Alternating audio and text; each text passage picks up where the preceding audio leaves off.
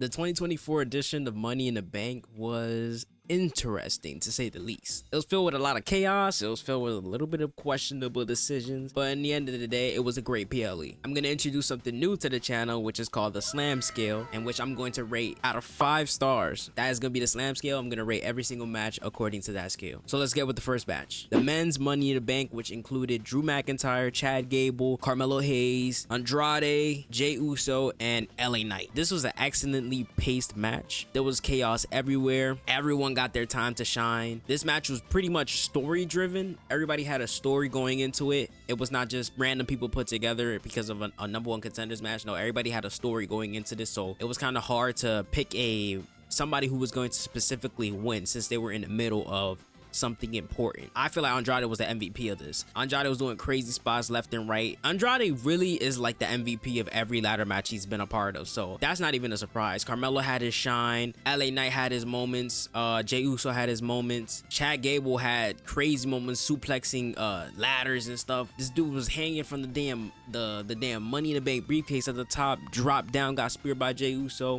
Drew McIntyre came in, stole the victory. It was just great. It was all around. It was a fun match. People are very mad on the internet about Drew McIntyre winning the Money in the Bank briefcase. I was one of these people, but when I sat down and realized like the members who are part of this, you have LA Knight, who is potentially going to win the US title at SummerSlam. Why would he win the Money in the Bank briefcase? Then we got Jey Uso, who I explained in my Money in the Bank predictions video. If you didn't watch it, make sure you go watch that. He has the bloodline story to look forward to, and that's way more important than the Money in the Bank briefcase ever will be. Yeah, Chad Gable, who's a part of the story with Wyatt Six, so why would he be holding the briefcase while he's in the middle of these murderers basically going after him? Then you got Carmelo Hayes, who in my opinion, I feel like Carmelo Hayes is not ready to be a world champion right now. It's too early. It's way too early to give him a championship. I really enjoy Carmelo Hayes, but one, his character is not there yet, and two, it's too early. It's too early to tell. From the champions we have right now, Cody Rhodes is not losing anytime soon. Gunther is possibly going to be the world champion for SummerSlam and on, so Gunther is not losing that championship anytime soon. Whoever won Money in the Bank would have got screwed over regardless, so I feel like Drew McIntyre was the right winner. He doesn't need it. He's a main event talent. You kind of just got it out the way. If you're mad about Drew McIntyre losing, then I hope I explained why. I hope I explained it well as why it was better for him to win the Money in the Bank rather than other people, because I wouldn't want anybody else a part of that match losing the briefcase. I'd rather have Drew McIntyre lose the briefcase. Anyways, this match gets 5 stars on the Slam scale, so yeah, let's head on to the next match. Sami Zayn versus Braun Breaker for the Intercontinental Championship. Brother,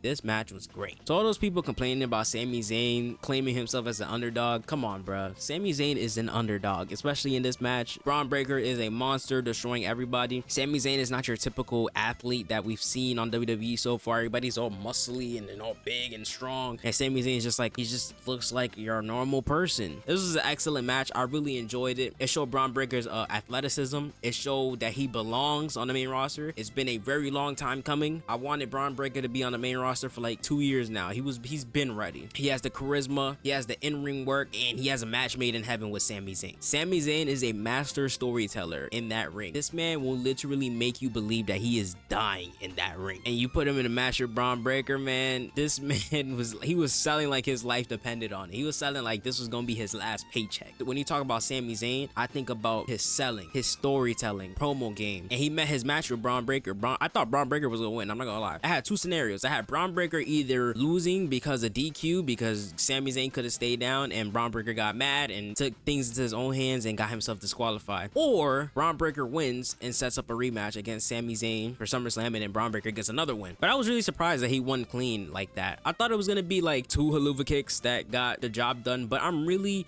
not mad at that, honestly. I'm glad that one finisher put him away, because we need more protected finishers in wrestling. I feel like there's so many moves that have been destroyed because of how many times people kicked out of him, like super kicks, Canadian destroyers. There's certain moves that just needs to be protected in order for like shock value. Imagine Braun Breaker kicks out of 2 haluva kicks. Now, if Braun Breaker kicks out of 2 haluva kicks at SummerSlam, it wouldn't be as impressive because we already seen it before. That was a great match. I give it a 4 out of 5 on the Slam scale because it didn't take it to the 3rd gear. Like, it didn't stay on 3rd gear. It was like heading towards there, and then it just boom, it just ended. The next match was Seth Rollins versus Damian Priest for the World Heavyweight Championship. The stakes behind the match was that if Priest lost, not only would he lose his World Heavyweight Championship, but he would have to leave the Judgment Day. And if Seth Rollins lost, and that means not only did he lose the title match, but he would not be able to challenge Priest again as long as he's holding the World Heavyweight Championship. This was a great match. This was a great back and forth match. I already knew it was going to be one of the matches of the night because Seth Rollins and Damian Priest, come on, that is two consistent performers ready to put on a classic match together. This match made Damian Priest look like an absolute badass. And I can't believe Seth Rollins is back so soon and already putting on top tier matches. I don't know what the hell they put in his knee. They probably put some horse tranquilizers. Is that even the right word? Isn't tranquilizers like, isn't that when they take down people? Nah, like horse juice, something with horses. They put it in his knee and they made sure that thing was good. Now, the botch towards the end of the match was not the prettiest. I don't know what they were going for. I'm pretty sure what was supposed to happen was when Seth Rollins hit the superplex and then the Falcon Arrow, when the ref was going for the 3 count, I think that they were supposed to cue Drew McIntyre's music, and then the ref was supposed to be like, what the hell? I am not a fan of that. Why the hell, as a ref, are you going to be distracted because somebody's music played? No, get the job done, hit that motherfucking 3, then you wonder why the music is playing in the background. Seth Rollins basically got screwed over from winning the World Heavyweight Championship, and it wasn't even Drew, it was the ref. The ref screwed him over. Seth should have been the champion. Damian Priest should have been kicked out of the Judgment Day. What the hell are we doing? Anyways, I ignored it. Drew McIntyre's coming in. He's going to get screwed over for his Money in the Bank. Everybody knew that was going to happen. Drew McIntyre is setting up for the Claymore. CM Punk comes in, starts beating his ass, starts destroying him. Yo, CM Punk was laying him them punches, getting the cable and choking him. Punk is crazy. Then he hit him with a World Heavyweight Championship, sat down on the announce table. I think Damian Priest hit him with a South of Haven again, pinned him 1, 2, 3. I believe that's what happened. And then boom, Damian Priest retained the championship. He's still in Judgment Day. Drew McIntyre got screwed once again. This match got 5 stars on the Slam scale, and I really appreciated what these men were able to do out there. Now let's talk about the very ending. Seth Rollins was very mad, very intense, very fired up, and that's exactly the match that I've been waiting for since WrestleMania, because I think it's gonna be Punk and Drew first, and then Seth Rollins is gonna be integrated into this rivalry, and then eventually the end game, I feel like it's gonna be Punk versus Rollins, because they have legit heat with one another from years ago. The next match was the Women's Money in the Bank, which consisted of Tiffany Stratton, Io Sky, Lyra Valkyria, Zoe Stark, Chelsea Green, and Naomi. This match was a car wreck, but it wasn't a bad car wreck. It was a great car wreck, and I know you're probably thinking, what the hell does a great car wreck mean? This ladder match was filled with botches. It was filled with nasty spots. It was filled with spots that made you cringe, but it was great. Like, that's what a ladder match needs. A ladder match is not expected to be perfect. It's not expected to be clean. It's expected to be something that makes you feel, and you're not even there, makes you feel, makes you like, ooh, I didn't like that one. Many people are you know, clowning on Zoe Stark because she had a few botches that like made you question what the hell was she doing, pile driving herself and doing all type of crazy stuff. She was the MVP in my opinion. She was putting her body through the damn line. Io Sky did amazing. Chelsea Green was great in her role. Naomi really impressed me. She was really putting off some great moves. She was very smooth in the ring. Lyra Valkyria is built for the main roster. You cannot tell me otherwise. There's so many people hating on Lyra Valkyria, saying that she's like Becky Lynch 2.0. I don't see the Becky Lynch 2.0. Just because she's Irish doesn't mean she's Becky Lynch 2.0. She's a great wrestler. Give it to her. Like, it looked like she's been here for a minute. Tiffany Stratton shined in the match as we expected. Everybody wants Tiffy time to win the briefcase, and she won the briefcase, which I'm very happy. The outcome was great. The winner was great. Chelsea Green took a nasty bump outside on the tables. Oh my lord. Io Sky did a nasty, I think it was a northern driver through the ladder. Man, this match is great. I really enjoyed it. Io Sky was kicking the hell out of Lyra Valkyria's head like it was a damn soccer ball. This was the best women's ladder match I've ever seen in WWE. In my opinion, this was the match of the night. I'm giving it 5 stars on the Slam scale. Men's was perfect, women's was perfect, but I enjoyed the women's more than the men's. So they were both perfect, but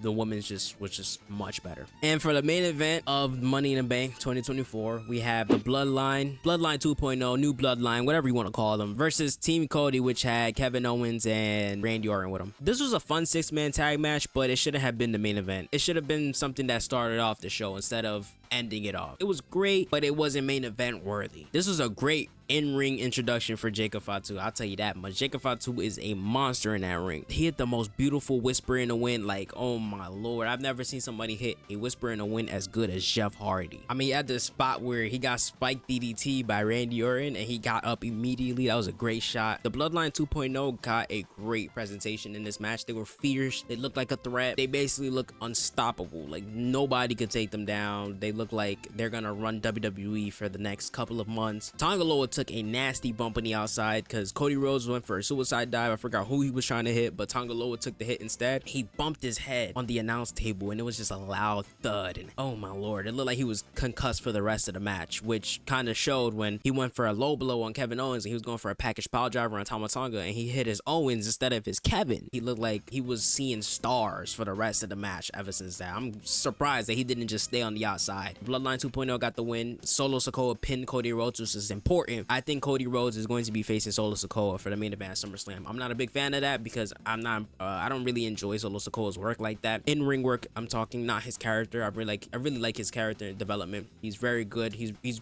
way better on the mic than he was a year ago. I mean, he was barely on the mic before, but now he's doing great. It just didn't deserve to be in the main event. I feel like it would have been a great opener, but not the main event. I feel like you could have ended on a high with Tiffany Stratton winning, or you could have ended with Seth Rollins and Damian Priest for all I cared. I give this match a 3 stars out of 5 on the slam scale. Yeah, the match quality was 3 out of 5, but if we talking about fun, I give it a 4 out of 5 on the slam scale. If we talk about fun, but 3 out of 5 in terms of match quality. Depending on my slam scale, this PLE got a 22 out of 25 stars. It was a great PLE. Hope you guys enjoyed the video. Make sure you like, comment, subscribe. Let me know what you think about Money in the Bank. And yeah, that's the outro. That's it. I'm not saying no more. What, you thought I was gonna keep going? No, brother, get out of here. On to the next video. Goodbye.